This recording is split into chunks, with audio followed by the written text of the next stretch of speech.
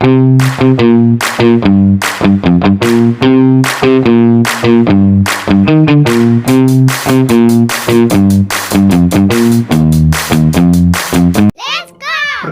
nama saya Patricius Pambata.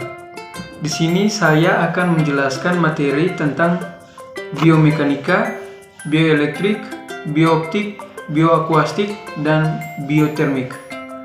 Jadi materi yang pertama yaitu biomekanika. Jadi biomekanika adalah ilmu yang mempelajari tentang gerak tubuh makhluk hidup dengan menggunakan prinsip fisika seperti gaya, tekanan, dan keseimbangan.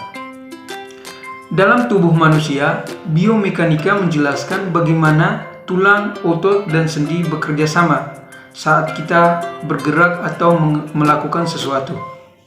Contoh sederhananya yaitu saat berjalan, tulang sebagai rangka, otot sebagai penggerak, dan sendi sebagai poros gerakan. Yang kedua yaitu ruang lingkup biomekanika. Yang pertama yaitu kinerja atau performance. Bidang ini membahas bagaimana tubuh melakukan aktivitas-aktivitas secara optimal, meliputi gerakan berjalan, duduk, berdiri, mengangkat benda yang berat, dan olahraga. Tujuannya agar gerakan efisien, tidak cepat lelah, dan aman. Yang kedua yaitu cedera. Jadi, cedera terjadi ketika tubuh menerima beban berlebihan atau posisi yang salah.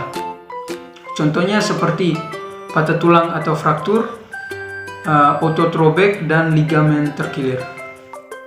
Berikutnya yaitu biomekanika membantu menganalisis penyebab cedera agar dapat dicegah. Yang ketiga, rehabilitasi. Rehabilitasi adalah proses pemulihan fungsi tubuh setelah cedera atau penyakit. Dalam bidang ini, biomekanika digunakan untuk yang pertama, latihan terapi. Yang kedua, alat bantu jalan. Yang ketiga, protesta atau oretsa. Tujuannya agar pasien kembali mandiri. Dan yang berikutnya itu konsep gerak dalam biomekanika. Gerak atau perubahan posisi tubuh.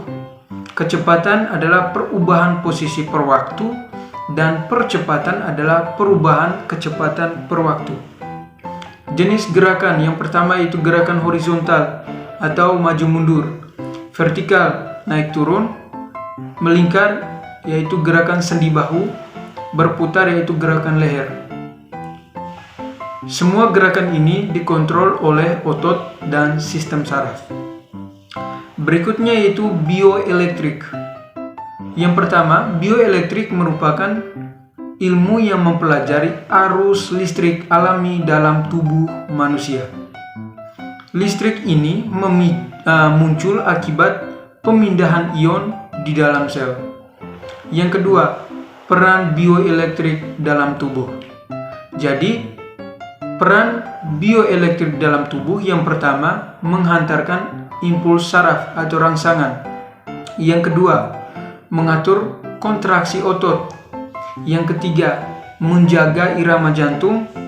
Jadi, tanpa bioelektrik tubuh tidak bisa bergerak atau berpikir. Yang ketiga yaitu penerapan bioelektrik. Yang pertama, EKG atau memeriksa jantung. EKG yaitu memeriksa otot, EMG yaitu memeriksa otot. Sangat penting dalam diagnosis medis modern. Berikutnya yaitu bioptik. Jadi, bioptik adalah ilmu yang mempelajari interaksi cahaya dengan sistem penglihatan makhluk hidup, khususnya mata manusia. Jadi, fungsi mata berfungsi sebagai yang pertama menerima cahaya, yang kedua mengubah cahaya menjadi impuls saraf, mengirim informasi visual ke otak. Jadi tanpa cahaya mata tidak bisa melihat.